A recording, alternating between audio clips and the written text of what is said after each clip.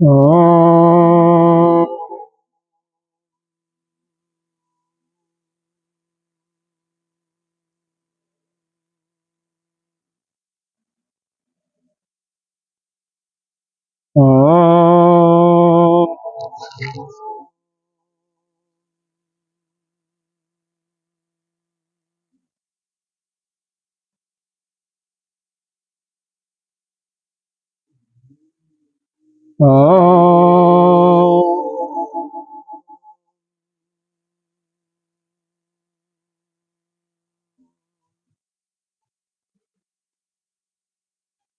ॐ पार्थाय प्रतिबोधितां भगवता नारायणेन स्वयं व्यासेन ग्रथितां पुराणमुनिना मध्ये महाभारतम् अद्वैतायमृतवर्षिणीं भगवतीम् अष्टादशाध्यायिनी अम्ब नामे अनुसन्दधामि भगवत् गीते भवद्वेषिणि नमस्तु ते व्यास विशालबुद्धि कुलारविन्दायतपत्रनेत्र येन त्वया भारततैलपूर्णः प्रज्वालितो ज्ञानमयो प्रदीप ब्रह्मण्यपारिजाताय स्तोत्रवेत्रैकपाणि ज्ञानमुद्राय केशाय गीतामृतद्वे नमः। सर्वोपनिषदो गौ दुग्धो गोपालनन्दनम् पार्थो वत्स सुधीर्भोक्ता दुग्धं गीतामृतम् वसुदेवसुतं देवं कंसचारूढमर्दम् देवकी परमानन्दं कंसचारूढमर्दम् देवकी परमानन्दं केशं वन्दे जगद्गुरुम् भीष्मदोषतटा जयदत्तजलो गान्धारनीलोत्पल शैलग्राहवती कृपेण वहनीकर्णेन वेलाकुल अस्वस्थां विकर्णघोरमकरा दुर्योधनावर्तिनि क्षोधीरा खलु पाण्डैरणनदीकवर्धवः केश पाराशर्यवच सरोजममलं गीतार्धगन्धोद्गतम् नानाख्यानककेशरं हरिकथा सम्बोधना बोधित लोके सज्जन षट्पदै रारः पीपीयमानं मुदा भूयात् भारत पंकजं फलमलप्रदंसिन श्रेयसि मूकं करोति वाचालं पङ्गुलङ्घयति गिरिं यत्कृपादमहं वन्दे परमानन्दमाधवम् यं ब्रह्मा वरुणेन्द्रोद्रमरुतः स्तुवन्तदिव्यैस्त्वयि वेदैः साङ्गपदक्रमोपनिषदयि गायन्ति यमसामः ज्ञानाय तद्गतेन मनसा पश्यन्ति यमयोगिनो शान्तं न विदुषुरसुरगणा देवाय तस्मै नमः देवाय तस्मै नमः। वहां से पढ़ें 27 में से पढ़ते हैं, 28 तक हो गया था ना, 27 से पढ़ते हैं। प्रशान्तमनसं हि येनं योगिनं सुखमोत्तमम् उपैति शान्तरजसं ब्रह्मभूतं कल्मषम् झुंझुनेमं सदात्मानं योगी विगतकल्मषः सुखेन ब्रह्म संस्पर्शं पतयन्तं सुखमश्नुते सर्वभूतस्थमात्मानं सर्वभूतानि च आत्मनि इक्षते योगयुक्तात्मा सर्वत्र समदर्शन जो मां पश्यति सर्वत्र सर्वं च मयि पश्यति तस्याहं न पश्यामि स च मे न पश्यति। अभी प्रार्थना नहीं हुआ, प्रार्थना नहीं हुआ ना, प्रार्थना नहीं हुआ। ओम त्वमेव माता च पिता त्वमेव त्वमेव बन्धुः सखा त्वमेव त्वमेव वेदा द्रविणं त्वमेव सर्वं मम देवदेव गजाननं भूतगणाधिसेवितम् अभेदजम्बोफलचारुभक्षणम् उमाशतं शोकविनाशकारकं नमामि विघ्नेश्वरपादपङ्कजम्। अनंत श्री विभूषित श्री 1008 महानिर्वाणी अखाड़ा के अग्रणीय श्रोतीय ब्रह्मनिष्ठ महामंडलेश्वर श्री सद्गुरुदेव भगवान के चरणों में कोटि कोटि वंदन। यहाँ के अधिष्ठान देव भक्तजन सभी के अंतःकरण में विराजमान उस आत्मस्वरूप परमात्मा को प्रणाम करते हैं। तो यहाँ पर ब्रह्म संस्पर्शम 28वें श्लोक में आया था। ब्रह्म संस्पर्श का सुख क्या है, बहुत ही गंभीर है। किसको मिलता है? तो 27वें श्लोक में जो बताया था, जो कि सतोगुण, रजोगुण और तमोगुण तीनों से ऊपर उठ करके प्रशांत मन सम हो गया, उसी को मिलता, बाकी को नहीं मिलता। प्रशांत मन सम का मतलब सभी से उड़ करके अपने को परमात्मा आत्म स्वरूप में स्थित कर दिया। तो यहाँ पर ब्रह्म संस्पर्शम, जैसे जिस समय हम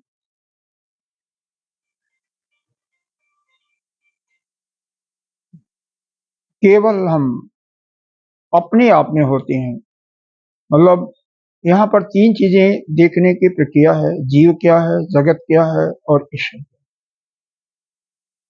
जो मैं के रूप में देखता है वही जीव है,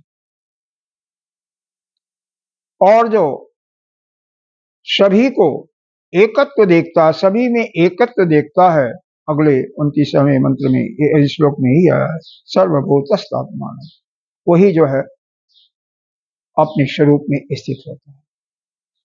तो यहाँ पर जो यह वर्णन किया जा रहा है कि अगर किसी वस्तु को, मान लो आप किसी व्यक्ति को या वस्तु को देखा, तो आप एक आंख से देखोगे, अपनी ही आंखों से उस दृश्य को देखोगे, और यदि समष्टि के दृश्य से देखो तो आपका क्या है, समष्टि दृष्टि से सभी की आंखें उसको देखेंगी और उसके बारे में पूर्ण अनुभव आपको हो जाएगा। आपको तो केवल उस वस्तु का ही अनुभव होगा ना, अगर अकेले दृष्टि से। देखो यहाँ पर 4 चीजें आती हैं। दृष्टा है, दृश्य है, और दृष्टा क्या है?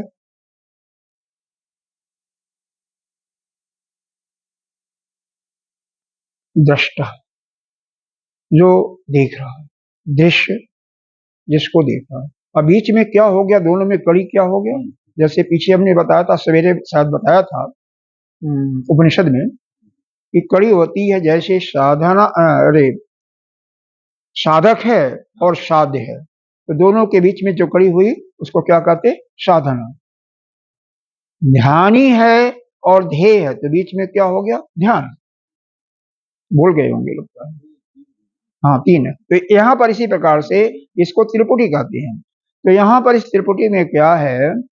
दृष्टा, देखने वाला, जिस चीज को देख रहा है वह क्या है? दृश्य है, जिसको भी देख रहा है, ठीक है। और बीच में क्या है? जो दोनों के बीच में जो कड़ी है वह दर्शन हो गया, दर्शन हो गया। और एक हाँ, और एक चौथा ले लेते हैं दृष्टा स्वरूप ले लेते हैं, और आत्मा। तो अगर दृष्टा स्वयं देख रहा है तो इसका मतलब दृष्टा को छोड़ करके बाकी सारे क्या हो गए? जड़ हो गए। दृष्टा स्वयं देख रहा है, इसका मतलब बाकी कोई यही देख रहा है ना, तो वो बाकी को जड़ मान लिया। दृश्य क्या है? अब इसको दूसरे रूप से समझाने की कोशिश मैं कर रहा हूं। दृश्य और दर्शन। दृश्य क्या है? दृश्य, अब उस दृश्य को जो आप देख रहे हो, और भी तो लोग देख सकते हैं। औरों की भी आंखें तो उसको देख रही होंगी। कोई भी वस्तु, जैसे यहाँ पर गणेश भगवान की मूर्ति है, ठीक है। अब इसको आप तो किस नजरिए से देख रहे हो और दूसरा किस नजरिए से देख रहा है, दोनों के दर्शन में भिन्नता होगी, सबके अपने विचार। अब जैसे यही गणेश की मूर्ति महाराष्ट्र में, विशेष करके आंध्रा में भी यही हालत है, तेलंगाना में यही हालत है। लोग लाए, किसके लाए? पत्थर की मूर्ति, पैसे देकर के लाए, ठीक है। और उसमें भक्ति, और उसको अपने यहाँ बैठा करके आ रहे हैं, उसमें भगवान तो नहीं है ना, एक भावना ही तो है ना, भावनात्मक प्रार्थना कर रहे हैं ना। तो भावनात्मक प्रार्थना, अरे सारी, भगवान ने सारे प्राणियों को बनाया, उसमें भगवान का दर्शन करो ना, उससे ज्यादा महत्वपूर्ण है कि नहीं है? वो खरीद करके लाए, उससे क्या फायदा? ऐसा नहीं है, बिल्कुल बेकार नहीं है, क्योंकि उस समय तक तो आप कम से कम उसके निमित्त में उस, हाँ, भावना आपकी बन रही है। लेकिन वही भावना यदि जितने भी प्राणी हैं उनके अंदर आप देखना शुरू कर दिया तो वह जो क्रिया कर रहे हो वो भी निरर्थक जाता है। भाई देखो, आपने इसमें क्या देख रहे हो, उसकी प्राण प्रतिष्ठा भी नहीं हुई है। मान लो प्राण प्रतिष्ठा करवाते हो, मेरे ख्याल से शायद ही कोई करवाता, कोई नहीं करवाता है, हाँ? अच्छा, अब प्राण की प्रतिष्ठा होती है तो फिर उसको फेंकते क्यों? विसर्जन भी तो करते हैं। हाँ, चलो कोई बात नहीं, वो भी कर दिया। लेकिन उसमें मुख्य बात क्या, भक्ति का या स्वरूप में ही है, केवल क्या है? भावना प्रधान, भक्ति प्रधान। चाहे आपका कोई मंदिर में जाते हो, वहां में भी भावना प्रधान ही भक्ति होती है। भक्ति उपासना कर रहे हो तो केवल भावना से ही कर रहे हो। वहां पर वास्तविक स्वरूप भगवान का आपको नहीं दर्शन दे रहा है, नहीं दिखा रहा। अरे आप जाइए यहाँ पर, क्या बोलता है, अरे वृंदावन में जाइए, वहां पर जो भगवान का दर्शन है, बिहारी जी का, हाँ, बांके बिहारी कहिए, बिहारी कहिए, बिहारी के नाम से ज्यादा लोग कहते हैं। आप देखे ही नहीं कि वह बंद कर देगा, पर्दा लगा देगा। कुछ देखे, कुछ नहीं देखे, और तब तक समय खत्म। मुश्किल से आधा मिनट, 1 मिनट के लिए, 1 मिनट के लिए भी नहीं खुलता है। अब जो पहले पहुंच गए आगे हैं वो तो देख लेते हैं, पीछे वाले रह ही जाते हैं, फिर बंद कर देता है। तो क्या है? भावना ही तो हुआ कि भगवान वहां पर है। तो वह भावना, जो उसी भगवान, वही जिनके अंदर, सभी के अंदर विद्यमान है, उसके अंदर क्यों भावना नहीं लाई? अरे और जीवों के प्रति नहीं लाते तो परमात्मा सारे मनुष्यों के अंदर भी तो है। हालांकि प्रत्येक प्राणी के अंदर है, और प्राणियों से आपको मान लो नहीं भावना हो रही तो मनुष्यों के अंदर तो हो जाना चाहिए। अब यहाँ पर यह मत कहना कि पुरुष स्त्री समान है। पुरुष स्त्री उस तत्व के दृष्टि से तो समान है, लेकिन बाह्य दृष्टि से उन्हें भेद रहेगा। जैसे एक डोम है और एक महात्मा ज्ञानी संत हैं, शरीर के दृष्टि से, व्यवहार के दृष्टि से आपको तो भेद करना पड़ेगा, लेकिन तत्व दृष्टि से सभी एक ही है, एक ही है। वह दृश्य, वह भावना प्रधान है। जैसी आपकी भावना होगी, जिसकी जो भावना होगी, वैसे ही वही दिखाई देगा, वैसे ही दिखाएगा। अगर आप समष्टि दृष्टि से देखेंगे तो वही जो है उसके दर्शन में और यह जो व्यष्टि का दर्शन होगा, दोनों में भिन्नात्मक हो जाएगी, क्योंकि वहां पर वह एकत्व का दर्शन करते हुए वह परमात्म स्वरूप का दर्शन करेगा। अब वैसे मैं मैं दर्शन कर रहा हूं, तो आपका दर्शन, व्यक्तिगत दर्शन, यानी एक व्यक्ति का दर्शन तो बिल्कुल अलग रूप है, अलग ही रूप है। तो यह किसी चीज को देख रहे हैं तो किस रूप में देख रहे हैं, किस रूप में देख रहे हैं? आपकी देखने की जो विधि है वह क्या है? आप एकत्व में देख रहे हैं या व्यष्टि के रूप में देख रहे हैं? एकत्व मतलब समष्टि के दृष्टि से देख रहे हैं या व्यष्टि के दृष्टि से? इसलिए दोनों का यह दृश्य और दर्शन सब अलग होता जाएगा। दर्शन में वहां पर रूढ़ता भी आ सकती है, रूढ़ता आ जाएगी, दुराग्रह आ सकता है।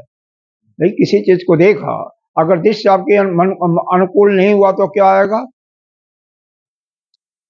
दुराग्रह की भावना आ सकती है ना दर्शन में। आ सकती है, स्वाभाविक है।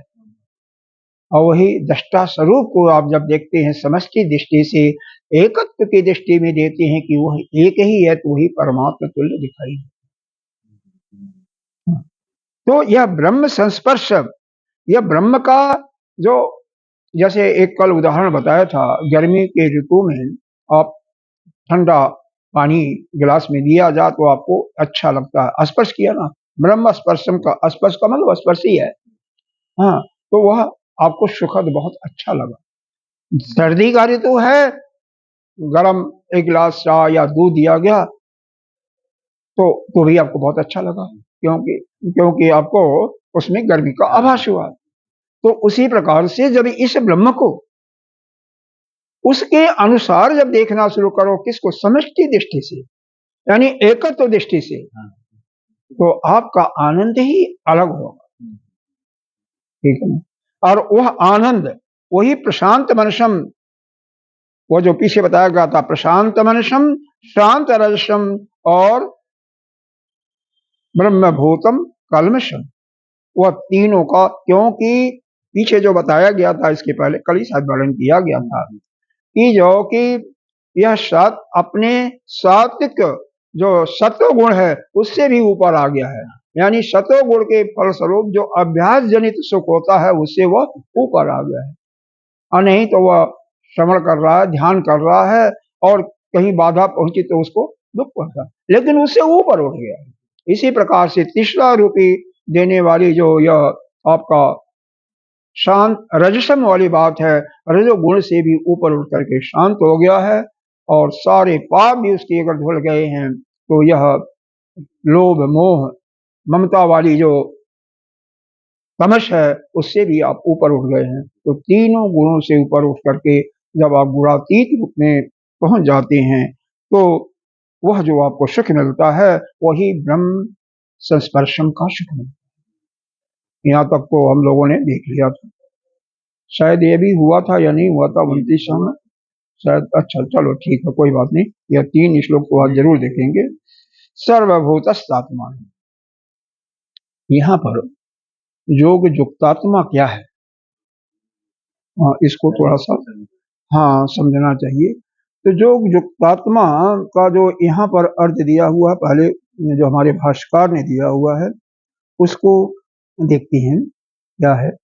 समाहित अंतःकरण, समाहित अंतःकरण मतलब योग युक्तात्मा। देखो, योग युक्तात्मा, योग से युक्त होना, मतलब जिसकी आत्मा, सीधी शाब्दिक अर्थ क्या हुआ, योग युक्त आत्मा, जिसका अंतःकरण जो है योग से युक्त हो गया है, योग से युक्त हो, सीधा शाब्दिक अर्थ है योग, योग युक्त आत्मा, योग से युक्त हो गया, यानी योग से जुड़ गया है जिसकी आत्मा, ठीक है। लेकिन इसको समझेंगे कैसे, समाहित चित्त। अब देखो समाहित चित्त किसका होता है, अगर आप हमेशा प्रसन्न रहते हैं, दुख होता है, दुख में भी आपको दुख, यह आपको मान लेना चाहिए कि हम दुखी नहीं हैं, कम से कम इसको आप, इसका जरूर अभ्यास करें, हमेशा प्रसन्न रहने की कला सीखें। एक महात्मा जी थे, कह रहे थे जब मैं एसी कंपार्टमेंट में चल रहा था तो हमारे साथ एक सज्जन और थे, उन्हीं के घर जाना था, लेकिन ना हम उनको जानते थे न वो हमें जानते थे। तो जब तक हम कंपार्ट में बैठेंगे तो उनका भी कहते जैसे हनुमान जी का थोड़ा सा थोड़ा होता है ना, वैसे ही हनुमान जी के लगता था कि ऐसा दोनों भक्त में, और जो भी कहते हैं वो तो कहते हैं, जो भी फर्स्ट क्लास में चलता है उसका वो हनुमान जी का भक्ति होता, क्योंकि वो खुला होता, आपस में लोग बात नहीं करते। अच्छा, और वही सेकंड क्लास में जो कोई भी चलता है तो आपस में खूब हंसी और मजाक इत्यादि, आपस में लोग प्रसन्न रहते हैं, खुश रहते हैं। हाँ, तो यही चीजें यहाँ पर है कि योग युक्तात्मा, कभी भी आप दुखी मत रहो, यह एक सूत्र बना लो। दुख भी आ रहा है तो दुख भी, अभी पीछे पढ़ा था 23वां श्लोक था इसी अध्याय का, कि तम विद्यात दुख संजोगम वियोग योग संगीत, यही पढ़ा था 23वां श्लोक में।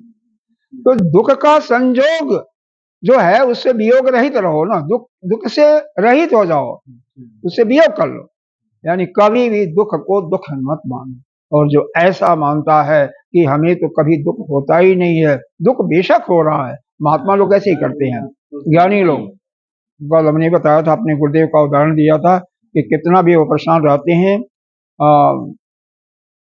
कोशिश उनका यही होता है कि अपने दुख को किसी को न बताना, किसी से नहीं खोलना, स्वयं अपना जो भी दवा इत्यादि पहले से ले रहे हैं या उसी डॉक्टर से कंसल्ट करके दूसरी दवा, बेशक क्योंकि शरीर है तो दवा तो लेनी पड़ेगी इसको जिंदा रखने के लिए, लेकिन किसी से कोई कुछ नहीं बताना, कुछ नहीं। अरे एक 92 की बात होगी, 91 92 ऐसे रहा होगा। एक जैन महात्मा थे, उनका नाम भी मेरे को याद है, सुदर्शन लाल जी महाराज, बहुत जैनियों में प्रसिद्ध महात्मा। वह सफेद कपड़े वाले थे, जो कि एक ही कपड़ा पहनते थे, एक ही कपड़ा पहनते थे और वही ओढ़ते थे, और ऊपर से ओढ़ने के लिए दूसरा सफेद ओढ़ते होंगे, बाकी कंबल या कोई अन्य चीज नहीं ओढ़ते थे, कोई सेवन नहीं करते थे। साथ ही पंखा भी नहीं चलता था, एसी की तो बात ही अलग है। हाँ, कोई कुछ भी हो, कुछ भी हो, पंखा भी ना। अरे हम भी ऊपर रहते थे सेकंड फ्लोर में, हम भी मेरे ख्याल से 10 साल तक पंखा नहीं लगवाए थे। एक पोती आई थी, उसने फिर कहा नहीं लगवाना ही लगवाना, फिर लगवाया था, नहीं लगाया पंखा, कोई मतलब नहीं। पंखा क्या क्या, पंखा से क्या फायदा होगा, तो पंखा भी नहीं लगवाते। उनके घुटनों में, अब ये वास्तविकता क्या थी, उनके घुटनों में इतना दर्द होता था कि कैसे सोते थे। तो जो बड़े बड़े डॉक्टर उनके शिष्य थे, ऐसी बातें नहीं थी, वो आते थे सीधे मना कर देते थे या डांट करके भगा देते थे। कहते थे मेरे को जो मेरा प्रारब्ध है ना, उसके अनुसार शरीर को दुख सहना है ना, तो इसी जीवन में हमेशा करके उसको समाप्त करना है, तुम लोग मत जाओ, भाग जाओ। और जो उनका शरण ले लिया था, जो आश्रय ले लिया था, कोई भी मतलब इतने संपन्न थे कि कोई मतलब कहने की बात ही नहीं, चाहे सिद्धि रही हो और चाहे जैसे भी रही हो, लेकिन वास्तव में उनको देखा था बिल्कुल जो ज्ञानियों के गुण थे, वह गुण उनके अंदर थे, जैसे हमारे गुरुदेव। अनुभव तो था। शास्त्र के ज्ञान के विषय में मैं नहीं कुछ कर सकता, क्योंकि इतना हमारा कोई डिस्कशन नहीं हुआ, लेकिन जो आत्मस्वरूप की स्थिति का है वह तो उनके अंदर मैंने देखा। हाँ, उसके आधार पर बता रहा हूँ, क्योंकि कई बार वो, एक बार नहीं कई बार मुलाकात हुई, लेकिन क्योंकि जैनी थे इसलिए हम ज्यादा, ठीक है हमारे दोस्त थे जाते थे, इसलिए ठीक है, थोड़ा बहुत नॉमिनल वही लोग करते थे, हम थोड़ा सा अपने को, क्योंकि हम सनातनी थे तो सनातनी के रूप में वो तो जाते थे, इसलिए हमारे फ्रेंड मित्र थे तो उनके साथ चला गया, कभी महीने में एक बार 2 बार, वो इस प्रकार से। तो डॉक्टर लोग जब वो सो जाते थे या माल मौजाद सो जाते, फिर वहाँ धीरे से ऐसी कोई दवा जो कि उनको दर्द भी न हो, बड़े हल्के हाथ से लगा देते थे, चले जाते थे, दवा लगा देते थे वो। जो भक्त जो भक्त डॉक्टर थे वो दवा लगा करके चले जाते थे। जब तक वह जागृत अवस्था में, तब तक तो कोई लगा नहीं सकता, इसलिए इंजेक्शन लगाने का कोई मतलब नहीं था, दवा खिला नहीं सकते थे, लेकिन दवा का लेप करके चले जाते थे, और उसके लगाने से उनका रोग तो निश्चित रूप से शांत हो जाता था और वो आराम से सोते थे। 2-2:30 बजे जग जाते थे।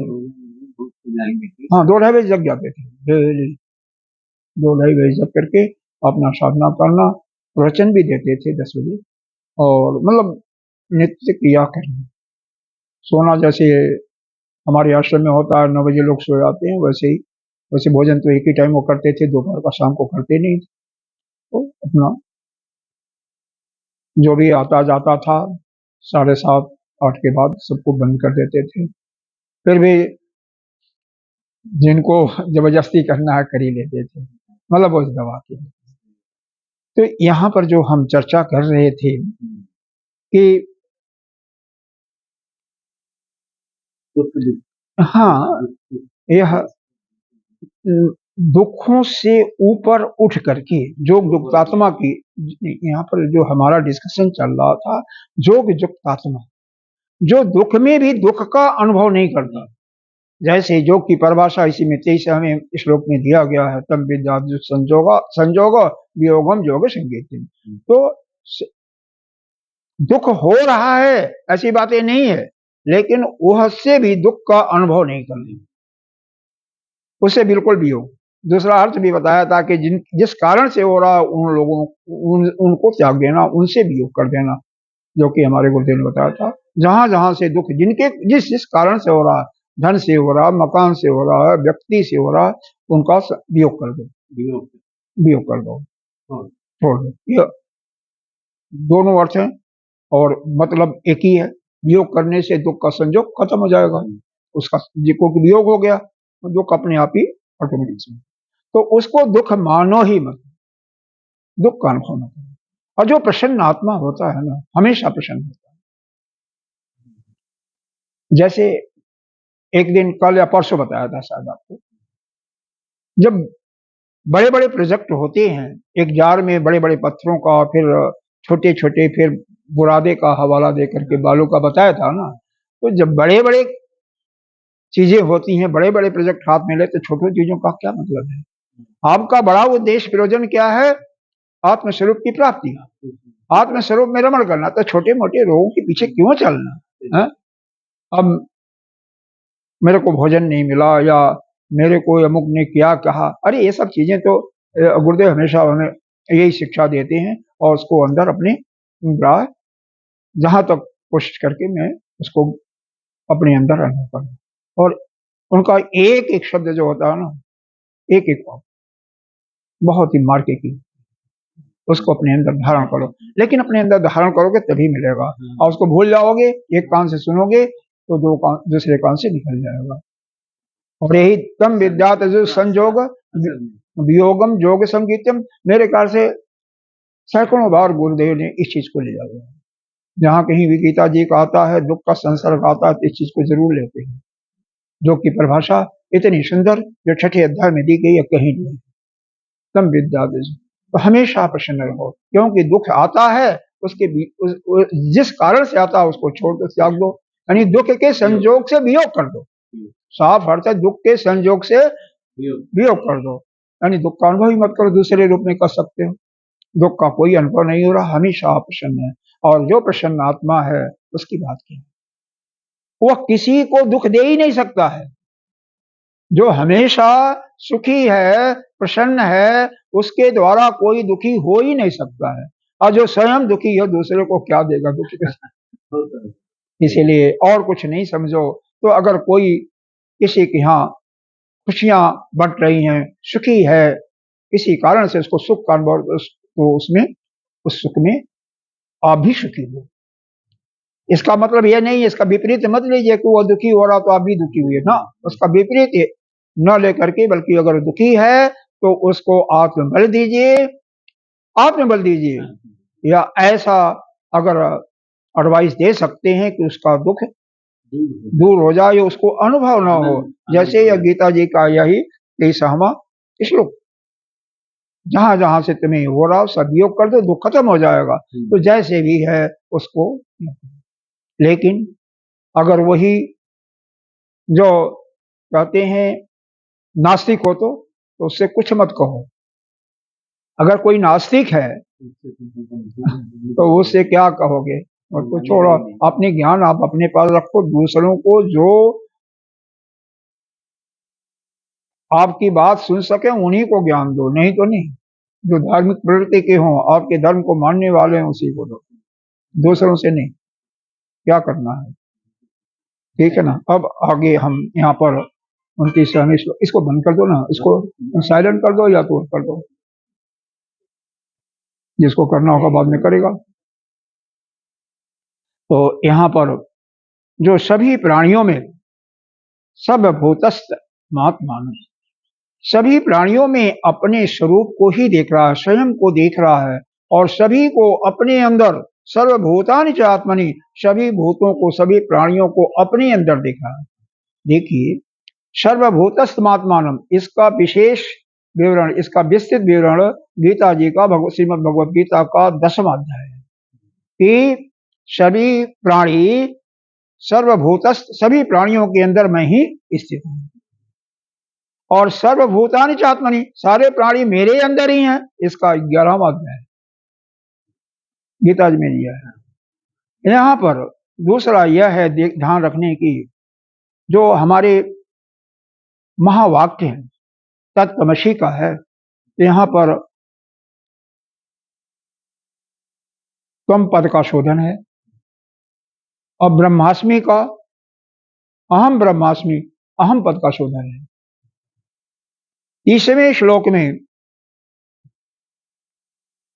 तत्पद का शोधन है तत्त्वमसि के अनुसार, अहम ब्रह्मास्मि में ब्रह्म पद का शोधन है, और 31वें में वहां पर तत्त्वमसि के अनुसार असि पद का शोधन है, और अहम ब्रह्मास्मि में अस्मि पद का शोधन है। इस चीज को याद रखिए। और तीनों बहुत ही सुंदर श्लोक।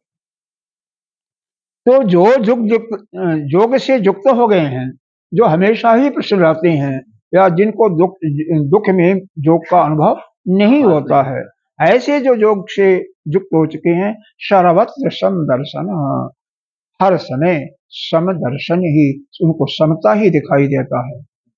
हाँ हाँ, वही दुख सुख हानि लाभ विजय पराजय हर समय वो सुख प्राप्ति हैं, कहीं भी उनको। और समता का अगर देखना चाहें तो समत्व बुद्धि जगह जगह गीता जी में भगवान ने इस समत्व बुद्धि पर जोर दिया है। तीसरे अध्याय में भी आया है, जहां पर आया है तो समत्व का, क्योंकि इस समत्व बुद्धि से क्या होता है, राग और द्वेष समाप्त होती है। भाई देखो, आपके सामने आपकी समत्व बुद्धि है, आप चीटी में भी और एक संत में भी तत्व के दृष्टि से एकत्व का, समत्व का दर्शन कर रहे हो, तो आपके अंदर न वहां पर आपको प्रेम होगा यानी राग होगा, और न उस क्षुद्र प्राणी के प्रति आपका द्वेष होगा। व्यवहार के दृष्टि में आपको यथा योग्य व्यवहार देना है, यह गुरुदेव हमारे हमेशा कहते हैं। व्यवहार के दृष्टि से नो कॉम्प्रोमाइज। संत है, गुरुदेव आ गए तो, और इसमें का भूषणी का उदाहरण भी दे सकते हैं, और कई कई उदाहरण मिल जाएंगे, तो उनका यथा योग्य उनका भोजन, अभिवादन, अन्य सुसेवा करनी ही चाहिए।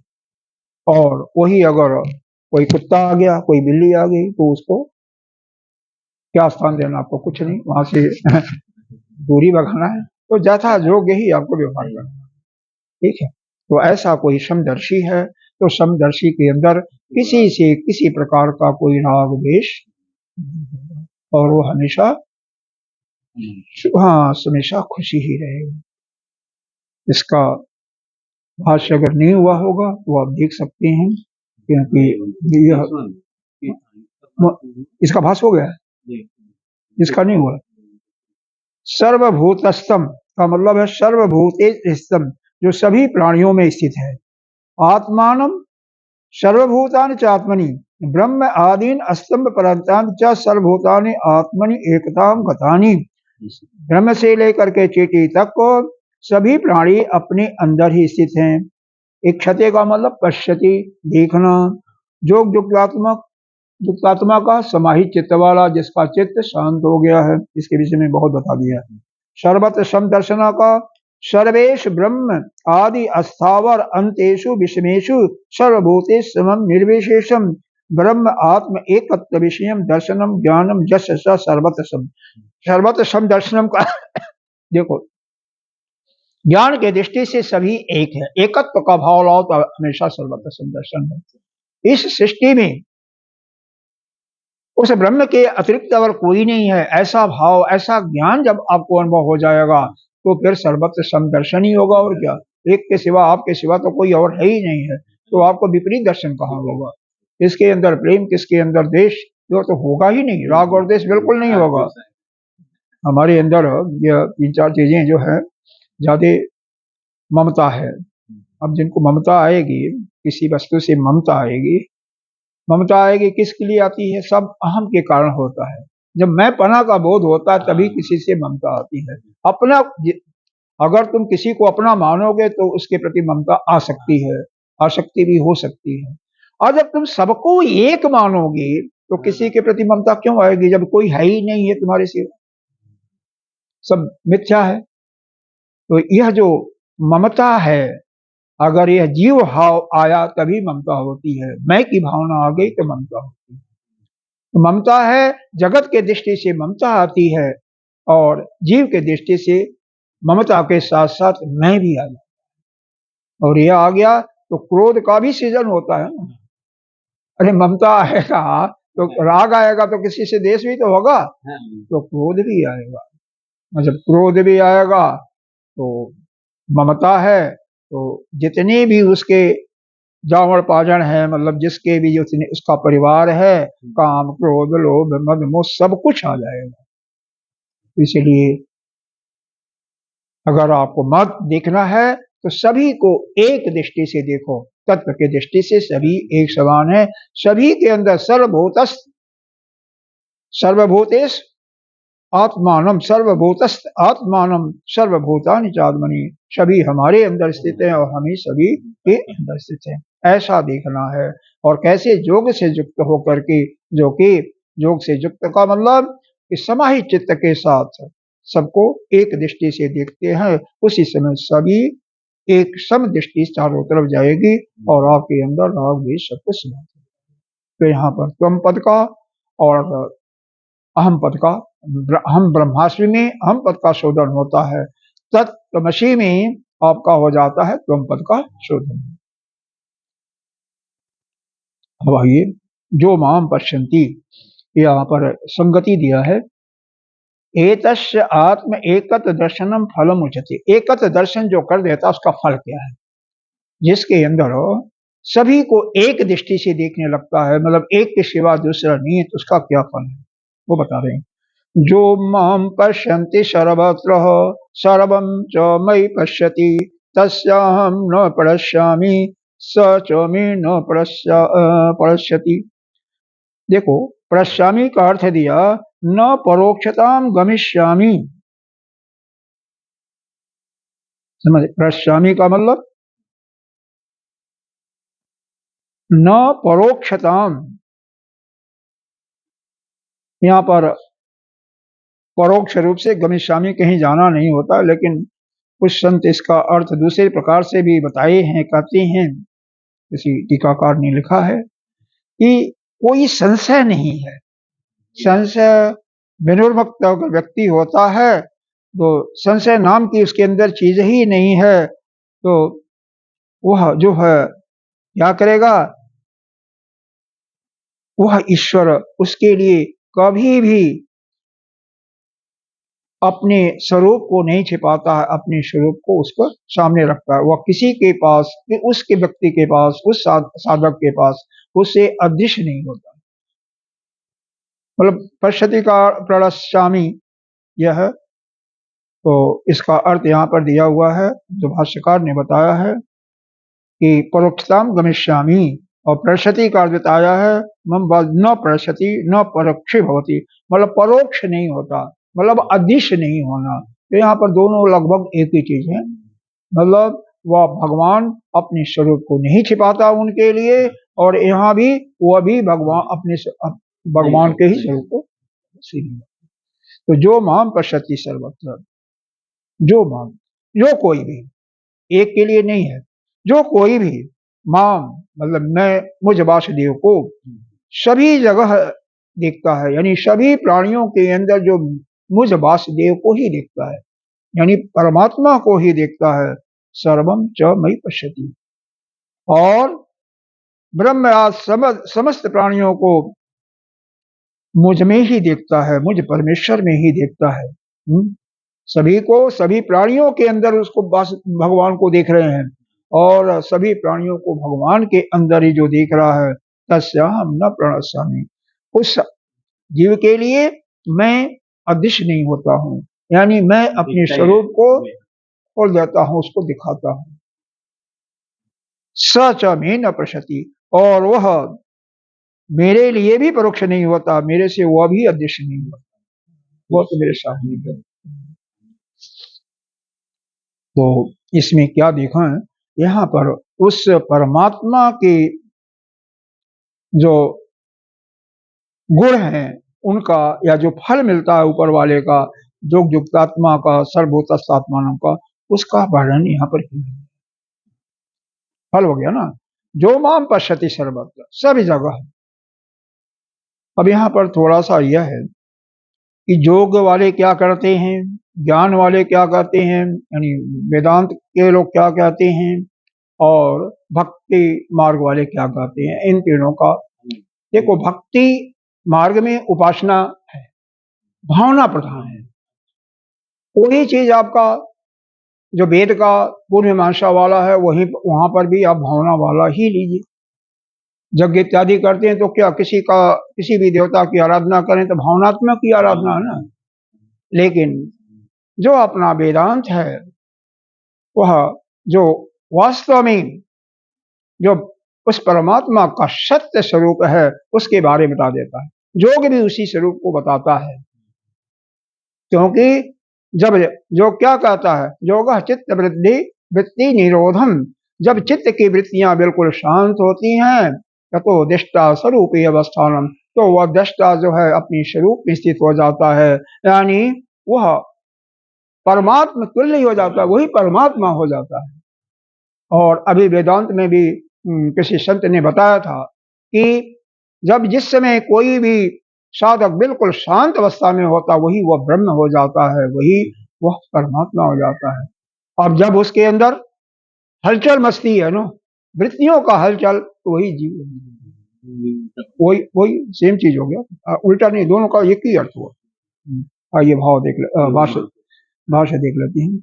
जो माम पश्यति, इसका अर्थ ही बताया, वासुदेवम सर्वस्यात्मानम, वही सभी आत्माओं को वासुदेव में देखता। ठीक है, सर्वत सर्वस्भूतेषु में सर्वम ब्रह्मभूत जनार्दन वही सर्वात्मनि पश्यति।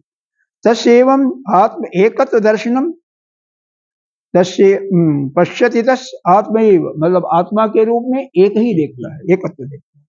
अहम ईश्वरो न पश्यामि, तो न परोक्षताम गमिष्यामि, मतलब परोक्ष उनके लिए अदृश्य नहीं होता, उनके लिए अपने स्वभाव अपने रूप को खोल देता हूं। सच विद्वान मम वासुदेवस्य न पश्यति, पश्यति का दिया, वह विद्वान, वह योगी मेरे वासुदेव को न पश्यति न परोक्षो भवति, मेरे से न तो वह अदृश्य होता है और न ही हाँ, मतलब उसका और मेरा स्वरूप एक ही है, इसलिए परोक्ष होने का कोई मतलब नहीं।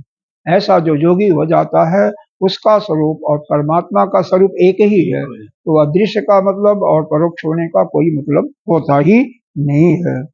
तस्य च मम च एकत्वात्, उसका यानी उस योगी का, उस साधक का और परमात्मा का एक ही स्वरूप हो जाता है। छठा अध्याय विशेष करके योगियों के विषय में बताया गया है, योग का ही है ना, क्योंकि आत्मसंयम योग इसका नाम ही है। स्व आत्मा ही नाम आत्मनः प्रिय एव भवति, निसंदेह अपना आत्मा ही प्रिय होता है। और जस्मात, इसलिए जो अहम च सर्वात्म एकदशी, जो सर्वात्म भाव से एकता को देखने वाला है, वह मैं ही हूँ।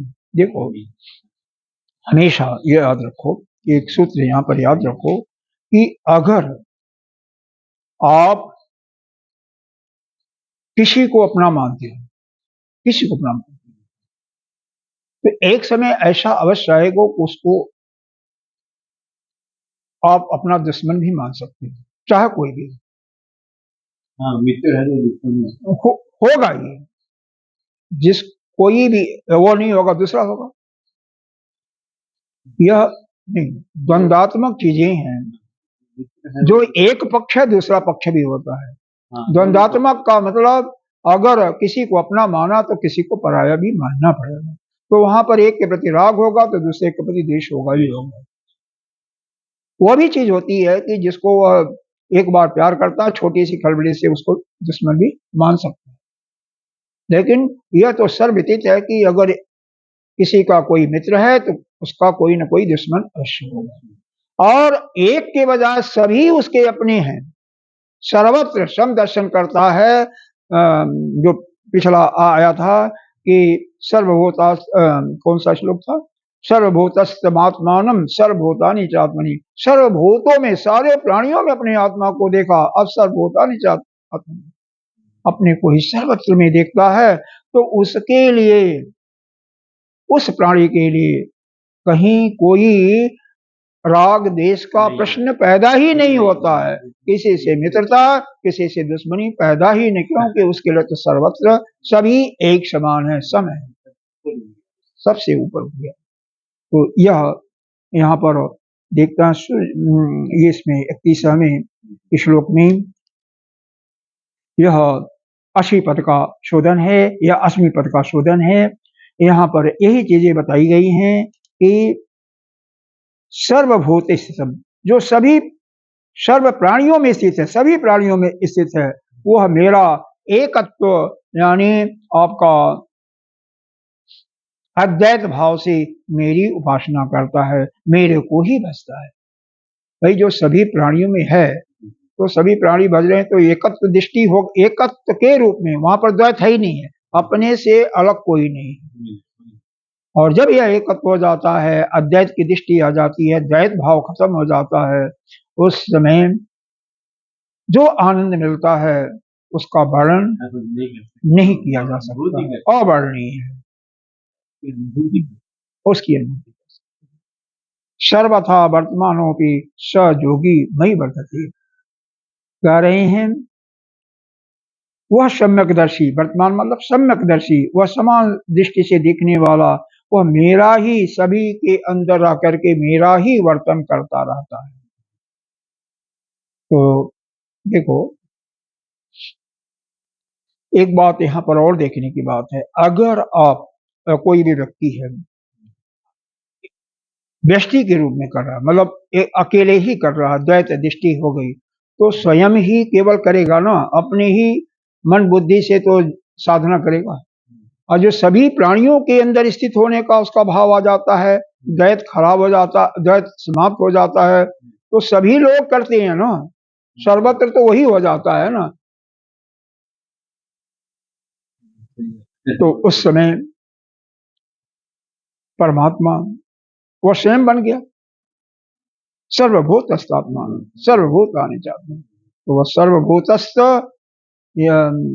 वही दृष्टि लानी है, सारे प्राणियों में स्थित होकर के एकत्वम। बस यहाँ पर भजत शब्द आया, भजन, भजन का अर्थ यहाँ पर देख लें, इसके अर्थ 4 प्रकार से बताए गए हैं।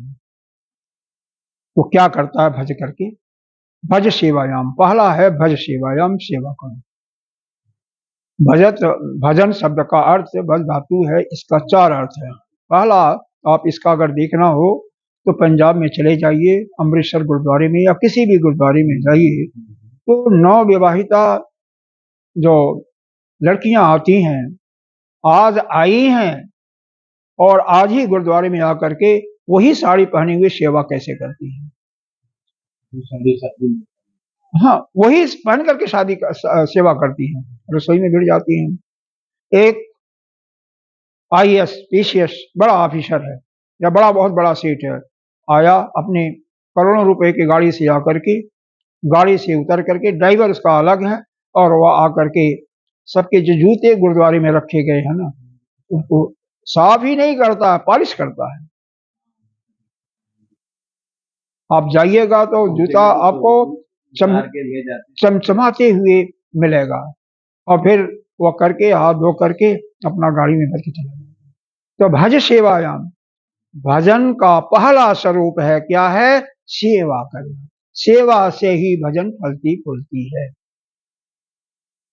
दूसरा इसका अर्थ बताया गया, भजनात् भक्ति, वही जो जाप करते हो, भजन करते हो, वही भजनात् भक्ति। तो अधिक से अधिक जाप करो और जब वह सेवा करोगे अधिक से अधिक तो वह भजन या जाप आपका और बढ़ेगा। तीसरा आता है भंजनात् भक्ति। भंजनात् भक्ति, यही भक्ति जब गहराई में आप इसके चले जाते हो तो हृदय के अंदर जो ये तीनों ग्रंथियां हैं, कर्तृत्व, भोक्तृत्व और ज्ञातृत्व, तीनों का भंजन कर देती है, तीनों को तोड़ देती है और आप कलमश से रहित हो जाते हैं। चौथी भक्ति आती है भागो भक्ति। भागो, भागो का मतलब अपने जीवन का विभाग कर दो। कैसे? आपके पास 24 घंटे हैं, 3 गुण हैं, सत्व गुण, रजोगुण, तमोगुण, तीनों को बराबर बराबर 8-8 घंटा सो गया। 8 घंटा अगर तमस में है तो उसमें सो, खाओ, पियो इत्यादि करो। रजोगुण में है तो 8 घंटा काम करो, और सतोगुण में है तो केवल आपके पास ध्यान, सत्संग का श्रवण, मनन, पूजा, भजन, बस एक और कुछ नहीं। उसको विवाह करके उतना कम से कम एक का दूसरे में मतलब। और आपके लिए तो मतलब जो रिटायर हो चुके हैं उनके लिए तो यह जो दूसरा वाला आता है ना कार करने के लिए, उसको भी बांट देना चाहिए, इसी तरफ सतोगुण की तरफ कर देना चाहिए। उसकी क्या जरूरत है? कोई जरूरत नहीं होती इसकी, है ना। हाँ, तो खैर जो भी जिससे होता है उतना करो। तो यहाँ पर यह बताया गया कि आप भक्ति को, किसी की भक्ति कर रहे हैं तो उसको 4 प्रकार से उसको बांट करके करो। पहला प्राथमिकता शुरुआती है स्टेट क्या है? सेवा। जो सेवा नहीं कर सकता है वह उसका भक्ति भी नहीं होगा, नहीं कर सकता। और जो सेवा करने के लिए कई लोग ऐसे भी जाते हैं कि पहले मेरे को खिलाओ पिलाओ, या मेरे के लिए कैसे मैं आऊं आपके आश्रम में, कुछ व्यवस्था करो, तो वह सेवा करने वाले नहीं होते हैं। वह सेवा करने वाले, सेवा तो त्याग से होता है ना। आप अपने समय का, अपने धन का त्याग करके वहां पर जाओ और सेवा करो, जो कर सकते हो, जो सक्षम है। और त्याग करोगे, सेवा करोगे तो उसका फल अपने आप ही परमात्मा देगा। दूसरा है भजनात् भक्ति, मतलब भजन, ध्यान, साधना सब कुछ आ जाता है इसके अंदर, क्योंकि ध्यान भी तो उसी ब्रह्म का करते हैं तो आ जाता है। क्योंकि ध्यान में 2 हो जाता है, एक जो आपका सोपाधिक ब्रह्म है उसका ध्यान साधना करोगे, और उसके ध्यान में जब प्रगाढ़ता आ जाएगी तो धीरे धीरे आप निर्गुण निराकार का निरुपाधिक ब्रह्म की ध्यान करो। तो पहले सगुण में परिपक्व हो और फिर जाकर के निर्गुण निराकार में जाओ। सीधे निर्गुण निराकार का नहीं जाना चाहिए, क्योंकि आपको ये भी बताया गया ना, कौन सा उपनिषद पढ़ाया था एक आपको हमने, ईशावास्य उपनिषद, उसने बताया था ना कि जो निर्गुण निराकार का भी करते हैं वो भी अंधेरे में पढ़ते हैं।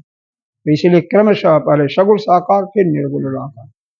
और वह भक्ति प्रकार भी होती है कि सगुण साकार भावना आपकी है, वो आपके सामने है, आपके दृष्टि से ओझल होंगे तो वो आंख खुलेगी या तो वह फिर अपने आप में आ जाएंगे।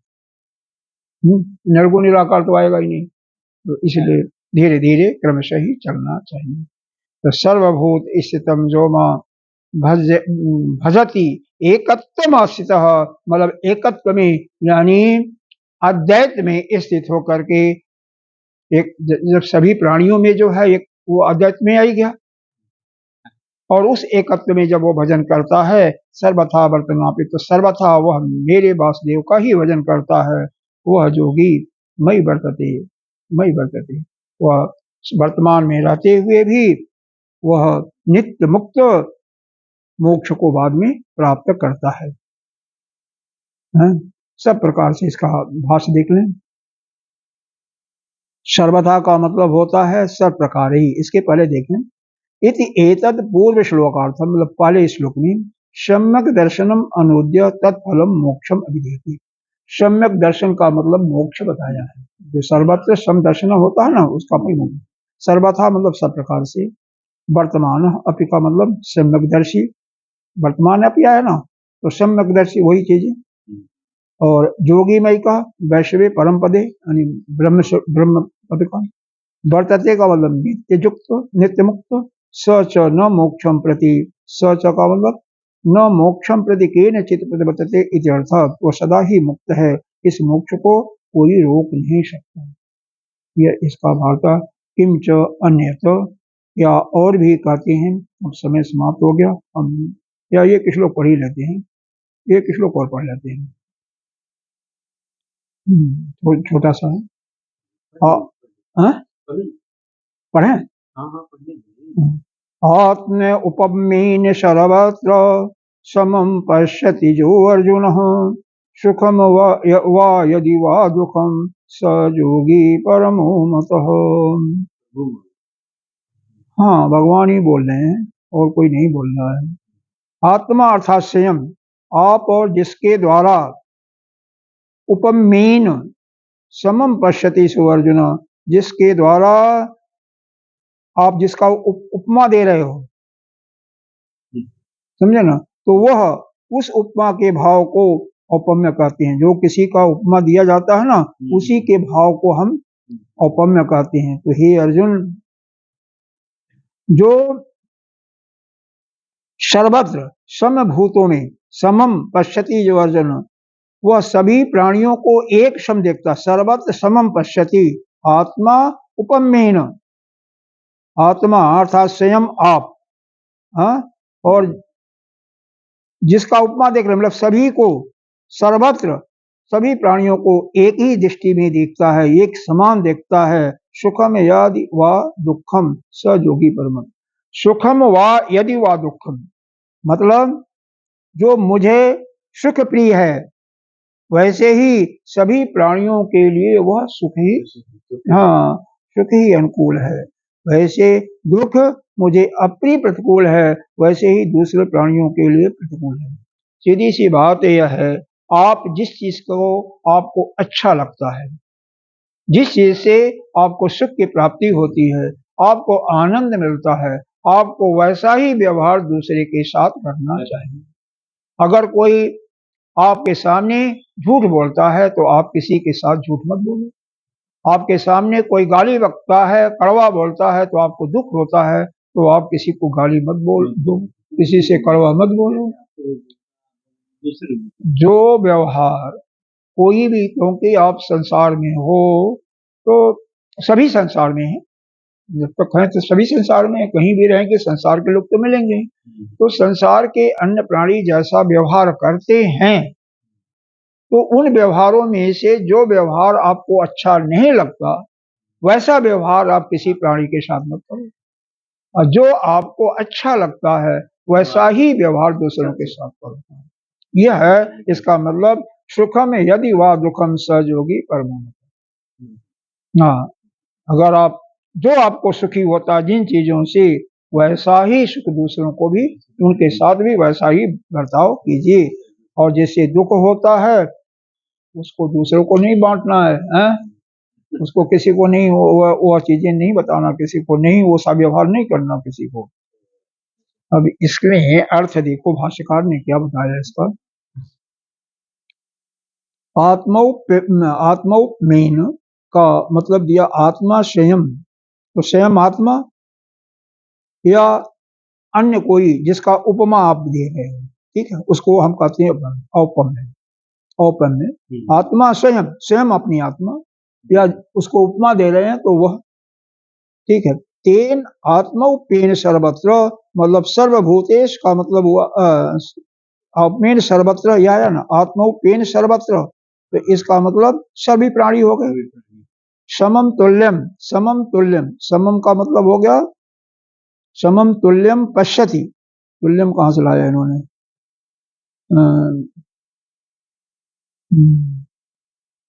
सम्यम समम तुल्यम तो नहीं आया यहाँ, नहीं आया है। समम पश्यति जह अर्जुन, स्वयं पश्यति जह अर्जुन, सच किम सम पश्यति, तो वह कैसा देखता है उसके लिए नीचे बताए हैं।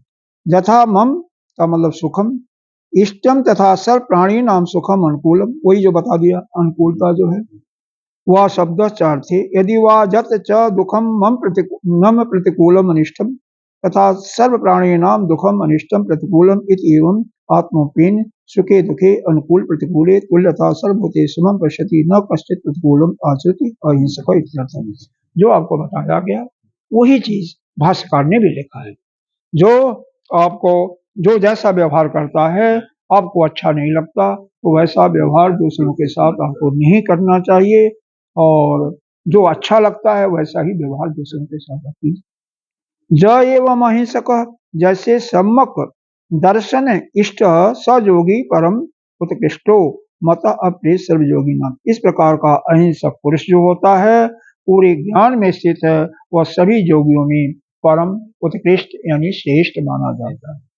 जो कि मतलब सब सीधी सी बात है कि जिसके अंदर यह समता का यह योग युक्तात्मा जिसके अंदर जिसको वह योग युक्त हो जाता है उसी के अंदर यह ज्ञान आता है। वही जो उसको अच्छा नहीं लगेगा वैसा व्यवहार नहीं करेगा, जो उसको अच्छा और जो उसको प्रिय लगता है वैसा ही वो व्यवहार करेगा। किसी को चोरी करना अच्छा नहीं लगता, कोई उसका सामान चुरा ले जाए तो उसको अच्छा नहीं लगता, तो दूसरों के सामान को नहीं चुराएगा।